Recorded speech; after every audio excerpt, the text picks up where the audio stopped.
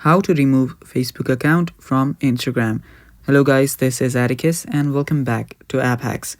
In today's video, I'll teach you guys how you can remove your Facebook account from Instagram. Now, before we begin, if you guys are new to our channel, first head down below and hit the subscribe button so you do not miss out on our future videos. Now let's begin. First step is open up your Instagram. Make sure that you're logged into your account, and after you're on your Instagram, head over to your profile. Now tap on the hamburger icon on the top right corner, and right there you will see your account center. Tap on it, and after you're on your Meta's account center, you will need to scroll down. After you scroll down all the way, there you will find the accounts option. Tap on it. Now here you will find your Facebook account. Simply tap on remove button, and there you will see different options. Now all you want to do is simply tap on remove account and then tap on continue.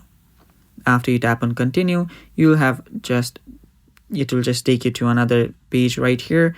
And now for the final step, tap on yes, finish removing, and then your Facebook will get removed. And that is how you can remove Facebook account from your Instagram.